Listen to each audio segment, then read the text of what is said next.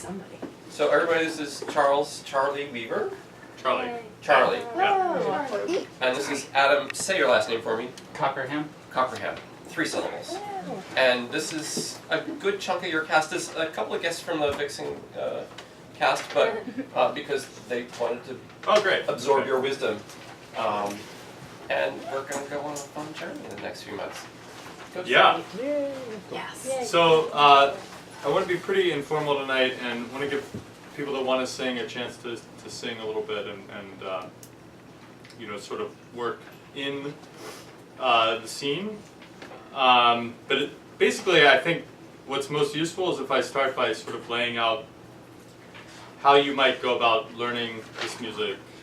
I know some of you have done kind of a lot of 17th century music, and some of you have worked with me before and you kind of know my style, so this is going to be review, but maybe others of you don't have much of a background in Venetian opera from the 17th century, so where to start? I think basically if you read the sources about singing, you know, the most important source in the 17th century for singing is the preface to Le Nuove Musiche of Caccini from 1602. Many of you have probably encountered this. You probably all know at least some of the songs like Amarilli mia bella. But he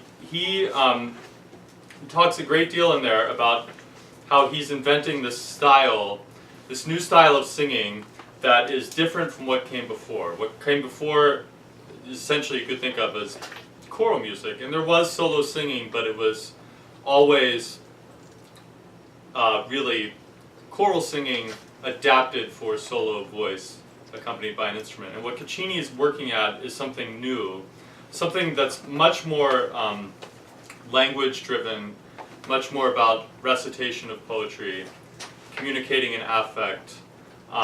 I encourage all of you to just go read that and sort of absorb what he says about it. But on the other hand, Caccini was working in Florence. It was very much a highbrow thing what he was doing. It was you know, in the context of this group of intellectuals who were making this very refined way of communicating poetry musically. And what Cavalli is doing a generation or so later is rather different, because this is commercial opera, right? Venetian opera is these are the first operas that are commercially viable, made for public consumption in the public theater. They happened beginning, you know, several years before Callisto. The first ones being, you know, the ones of Monteverdi and some of the earlier ones of Cavalli, and other works of composers that are less known nowadays, like Ferrari and the person who wrote La Finta Pazza, and I can't even remember his name right now. Sacrati? I might be conflating him with someone else. But the idea is that a lot of Cavalli's ideas, a lot of Caccini's ideas are still in use, but in other ways much more simplified.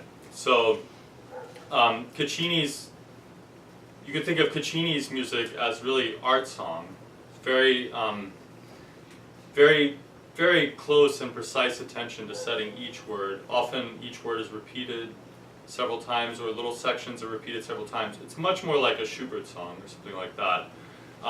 Whereas with Cavalli's music, you are approaching more the conventions of later opera.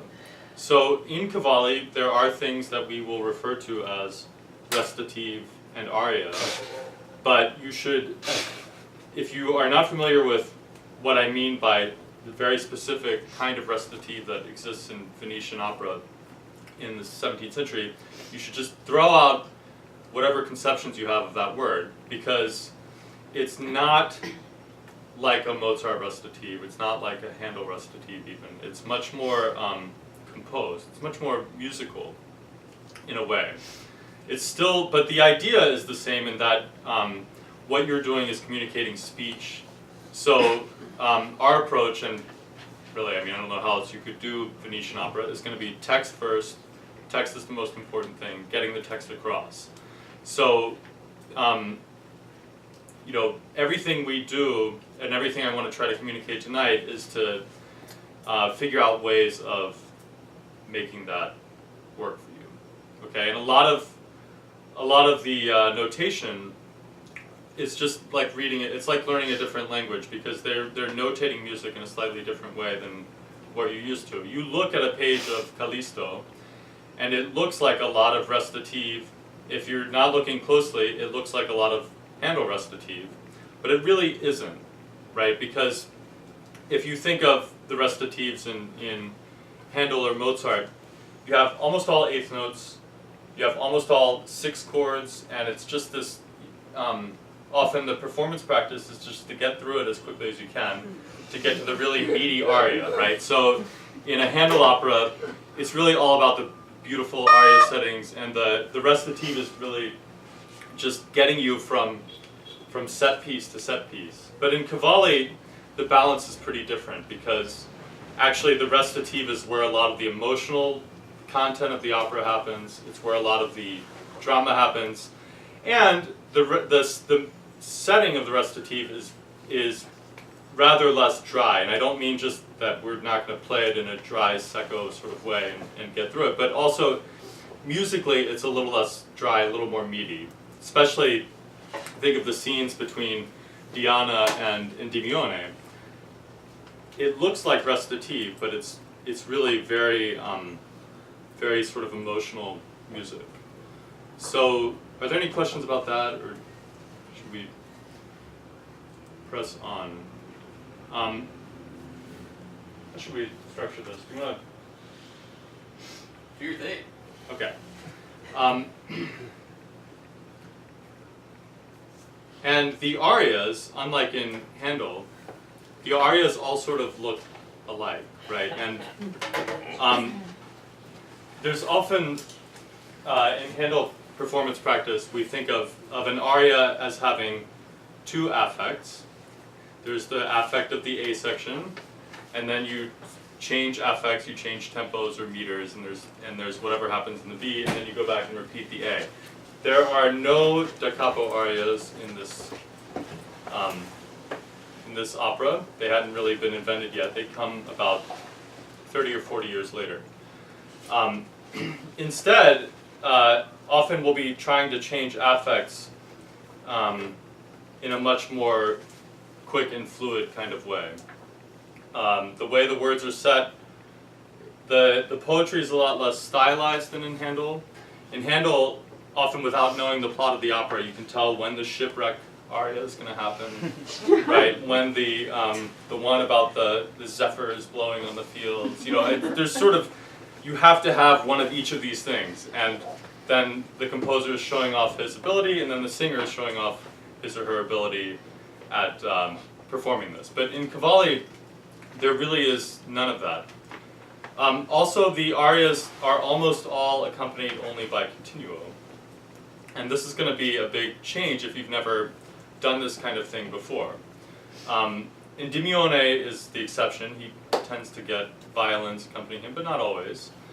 And so your continuo section has generally no sustaining sound at all. The continuo is going to be me and Adam playing various lute-shaped things, which are beautiful and soft, and then And loud and twangy when it have to be. loud and twangy when called for by the text, right? And then one harpsichord. So a small band. That's going to maybe take some adjustment for some of you, and you know, we're there to support you and to make your performance really communicate the text in an effective way. And I think you'll find that having that thinner texture, while sometimes challenging at first, like learning to hear it even, if you're used to being accompanied by, you know, even a piano is much louder than what we'll be doing much of the time. So there's that sort of shift in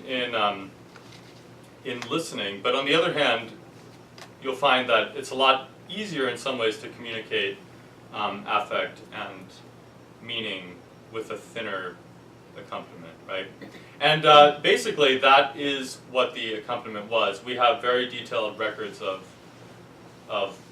what the performances were like in Venice in the 1640s and 50s, and they really did just have, you know, 2 harpsichords, 2 theorbos, and 2 violins and a cello. So, small band. Any questions about sort of performing this stuff, or any questions about anything that I've said so far? It all sort of makes sense, right? Yeah. So, how can you tell? One other thing I should mention that may not be clear right offhand is how you can tell arias and recitatives apart, because they're not numbered. We have C numbers like a play, but not numbers like you are used to in a Handel opera or something. So you can, what's interesting is that you can look at the libretto and you can usually tell just from the libretto where the arias are and where the recitatives are. And the trick is that the recitatives tend to be in endecasyllabi, 11 syllable lines, sometimes with 7s thrown in. And that's the sort of Italian version of blank verse, like think of it as basically equivalent to iambic pentameter. And then the arias are often set with much shorter lines and with rhyme schemes, that sort of thing. Not necessarily rhyming, but often. And so even just glancing at the libretto, you can generally see where you're going to go into aria. And then Cavalli's arias tend to be set in triple meter. There are a couple exceptions. I think Juno sings one that's not in triple meter, but in general they sort of have that thing. And one concern that I often come across with singers who are doing this sort of thing for the first time is getting the tempos of the arias. I should just say right at the beginning that the note values have nothing to do with the tempo. So even if it's 3/2 and in the score we're using, it's always 3/2, but in other words 3 half notes to a bar. Although in the original it was 3 whole notes to a bar. That does not mean that it's slow. And again, the tempo of the aria is going to be set by the text, the meaning of the text, and of course how you want to sing it, right? We're pretty flexible. The other thing so that's the distinction between recitative and aria. In the recitatives, you're never going to be without a tactus. So that's going to be a big change from if you're just familiar with Handel operas or later, because there, and I play continuo for Handel all the time. I was doing it all day, in fact, today. And you play the chord, and then you sing as quickly as possible through all the text. And I don't mean to make it sound like it's dumb, because it's great, right? And Handel's a genius.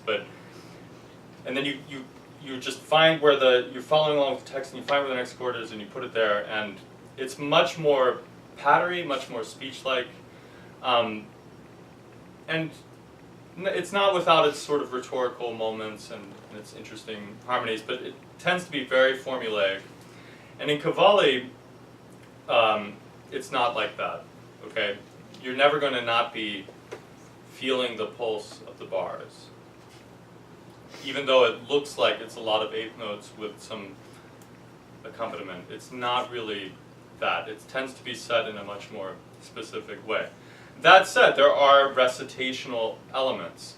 Often in your recitative, you will hear the chord, and then you will sing on one note for about a line of poetry, or 2 lines, and then when you get to the end of a sentence, you'll move somewhere else and cadence. So you can see, you could trace from Monteverdi, through Cavalli, through Scarlatti, you can see where it's coming from, these formulas, right? There is that kind of element of recitation. But often at the cadence, you go into some sort of set musical piece, you'll often get to the end of a bunch of eighth notes, and then you'll have 2 whole notes. And if you've never done this before, it's going to feel really weird to be singing blah blah blah blah blah blah blah blah. And so the challenge is how to use that to communicate the text in a way that doesn't seem artificial. In other words, I want you to count, but I don't want it to be clear to the audience that, oh, this person is counting to 4 here and then moving to the next note, right? So the meter is there. It never goes away. They didn't really have unmetered music yet. That came a little later. And but within that, you still have to communicate, as though you're speaking, right? One approach that I find often helps for singers is to think of it not as speaking, like, it's not verismo. It's not verismo in the sense of being true to how you would talk if you're just having a conversation. It's much more stylized and heightened than that. It's lyric speech rather than just speech. You could think of it as the way a Shakespearean play would be performed today, right? That's not how we talk, and often the delivery even without knowing the words, the delivery is often heightened and stylized in a way that is unnatural in that you wouldn't encounter it on the street, but it still communicates the meaning of the text effectively, right? So that's always going to be what we're going for, communicating the text effectively. I mean, I think that's the goal of every opera, right? Should we maybe dive into some examples? Is there anything else I should cover before? Yeah.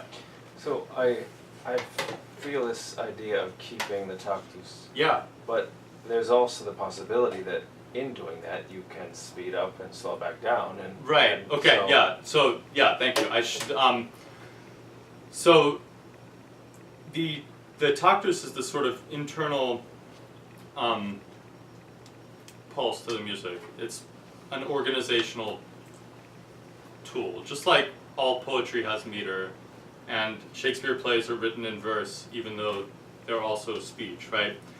You can think of the tactus as being like that. It's organizing the music in a way that is meaningful, but it's not. I'm not suggesting that you start at the beginning of the scene and you have one tempo for the whole scene, and then there's some like strict proportion between the tempo of your recitative and the tempo of the aria that follows. No, right? It's the tactus is there, but it's flexible. In other words,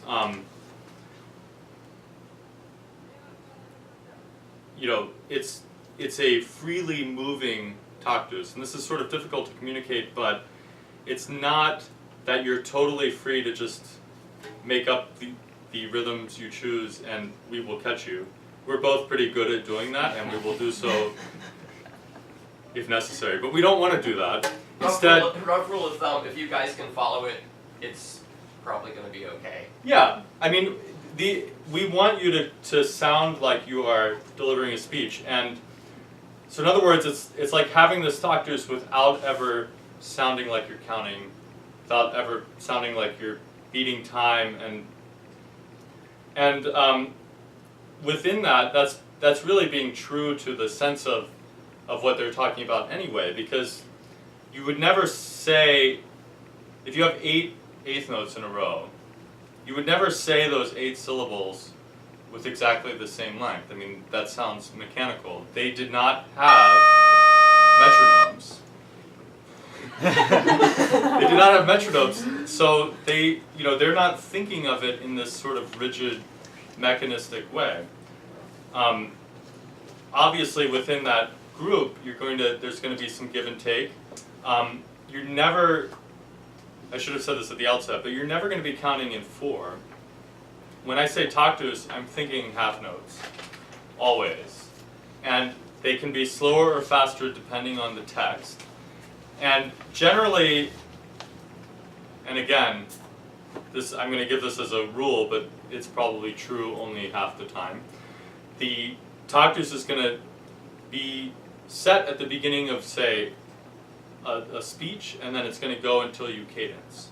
And then you can sort of reset. And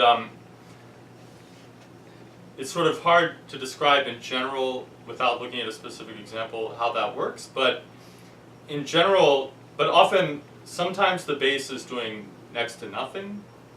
If you've looked, if you're looking at a piece of recitative, sometimes we'll just have a D for like 4 bars. And during that time, obviously, you are free to sort of push and pull, but then towards the end of that, the bass will start moving, and that's not a time to pull or be capricious with the rhythm, because obviously that makes our job of supporting you and supporting your delivery of the text compromised. So often, like, the amount of flexibility in the sort of speech rhythm is going to come from what the bass is doing underneath you. And the other thing I should say about flexibility is that often people say, oh, I'm being flexible there, by which they mean that they are taking all the variety in the rhythm that Cavalli wrote and getting rid of it. So if you have a pattern where you have a quarter followed by 2 eighths and then a dotted quarter and an eighth, dum da da dum da dum. Often people will just sort of fudge that, dum da da da da da. And what you're doing is actually not that creative, because you're taking something that has variety, that has a shape, and you're removing the shape. So if you're going to be flexible with the rhythm, what you do with the flexibility, and I can't stress this enough, and in fact this is sort of the golden rule of continuo, what you do with the flexibility has to extend the shape, not erase the shape. So long notes that are weirdly long in the context of a bunch of short notes, you can lengthen those to heighten that sense of length, of duration. Don't shorten it and make it the same as all the other notes, because that's not interesting. We want this to be interesting. When you have short notes that go by really fast, usually it's there for a reason. You're really agitated, you're really nervous, you're really angry. You start speaking a mile a minute. Don't slow that down so that it's the same tempo as every other recit you've done on the page, because that's boring, right? It's fast for a reason. So, in other words, if you're going to be flexible with that, it has to be even faster than the sort of than what it would be if you're thinking mathematically about it, if that makes sense. So yeah, the taktus is flexible. There's lots of give and take. We're very flexible. There are only 3 of us playing 95% of the opera. So, there's a lot of flexibility, but try to be aware of how what you're doing relates to what the accompaniment is doing, and don't make it boring. Like, don't take all the variety out of what's there and make it just the same, because that's not that interesting. Should we jump into some examples, at least speech-wise? Yeah, absolutely. Any volunteers, like maybe I don't know. Do we have could we do like an Endymione Diana scene? Those are pretty. I could do a solo. I haven't looked at the duets yet. Well, we could start with speech. Oh, yeah. If we can get the speech going, then that's... Yeah, so basically, a lot of people ask, how do I go about, approaching this? And the first thing I would do is know what you're saying. Please don't come to rehearsal and have no idea who you are or what you're doing or who you're talking to. I think we all know the story by now, I hope, right? Thanks. Yes, please. And know what each word means. Don't just look at the translation and think, oh, I got the gist of this. Here's my scene, and you know the coaches will take care of all They the. won't be able to get away with that because the wiki translation Yeah. is like on every word. So Yeah. So word for word, we really do want you to know what each word means, and we all want to. For us, I mean, we also need to know what each word means, so that at any given moment, if you want to bring out a certain word, we can all do that together, right? So know the text, know what you're saying in your own words, know what you're saying word for word, speak the text, be able to deliver it in Italian. Imagine that you are in a screen test to be in an Italian commercial, and you are going to deliver this in the most, heightened, beautiful way you can. That's a good place to start. Imagine that you are going to be in a Fellini film, okay? And then, only then, speak your text to the rhythm.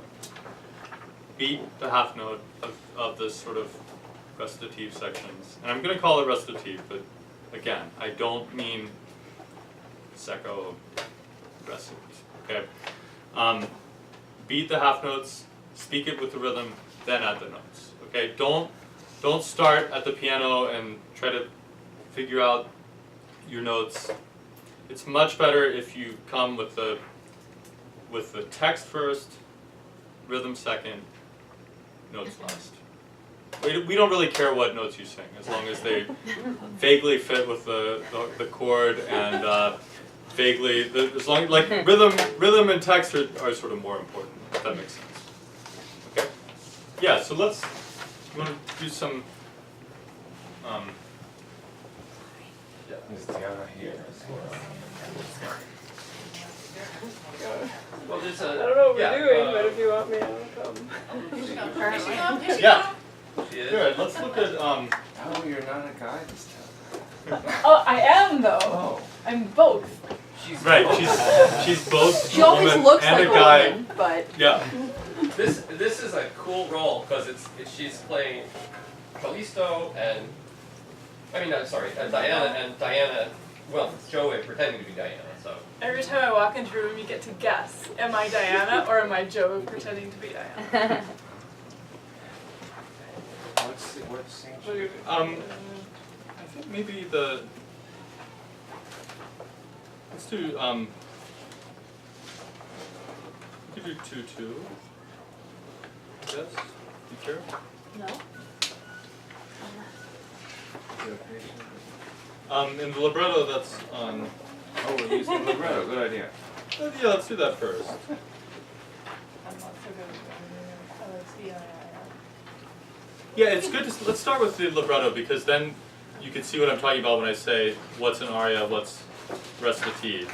It's very clear right away. If you're looking at 2-2, and this is on page, let me puzzle this out, 68 of the libretto. Yes, I can see it. I think it's 68. If how would you think this first line is this first line recitative or aria? Based on what I said, this is Candidi corridori. That's it. The 7. But it's so short. Oh, but it's just, Oh.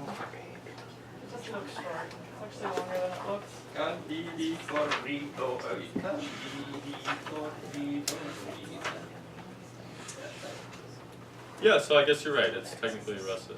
You'll see with the way it's set that it's That's right. rather more involved. Than that. Yeah, But yeah. no, that's, Yeah. that's the one part that I'm looking at musically, and Yeah. it definitely feels aria-like, but for such a short period of time that it kind of flows into the larger. Well, librettists, I mean, even from this period really all the way through even Puccini, were writing versi sciolti, and then the composers sometimes they said it as recit, Yeah. and sometimes they said it as, set music. Yeah. So it's a good clue, but it's not always That's true. Yeah. Yeah. definitive. Right. So does everyone know who these two characters are? Okay, and this is really Diana this time. Yeah. Why don't you Let's hear the scene. Candidi corridori, cervi veloci al vostro moto, al corso sul vertice liceo si ponga il morso. A scender qui ved'io il pastorello mio, e qui solinga in solitario loco per ardere al mio fuoco, non per scoprirmi amante mi son condotta. O Cinzia fortunata, il gemino levante del tuo sole che cerchi, ecco che dorme. Ammirabili forme, ignota adoratrice, vi potrò pur felice vagheggiar, contemplarvi, senza rossor baciarvi. Ma che parli dei baci, o casta delia? Ah, taci! Oimè, che mi procura amareggiare il suave pensiero. Io vo baciare, o aliti odorati, spiran da rabbia i fiati queste labbra di rose, ed auree preziose m'invia più che m'accosto il cinnamomo, il costo.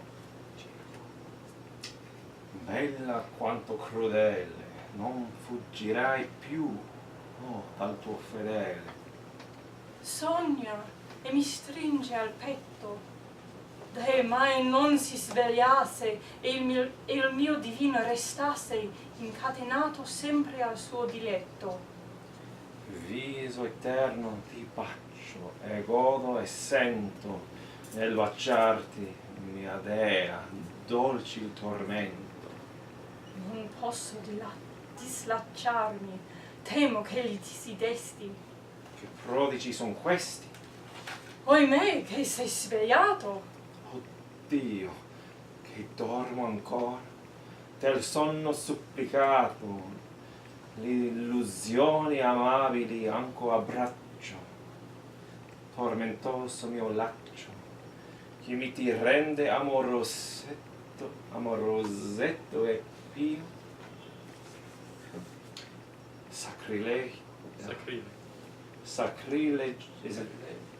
Sacrilegio son io, che elementi del cielo e stringo e tocco, ma di goder con tanta gloria parmi, che prima di lasciarle io vo dannarmi. Rallenta questi nodi, mio conforto, Mio che? ardor mio fuoco. Oimè, uccide la dolcezza. Lasciami, mia bellezza, e già che amor sagace nel tuo seno mi pose, paleso la mia face, ti confesso la piaga. Ah, diva Artemia, e vaga, formano le tue fiamme il rogo alla mia vita, moro alla tua ferita. Vivi a nostri amori, rasserena la tua pena, raddoppiando i nati ardori. Vivi a nostri amori. Moribondo eccomi sano.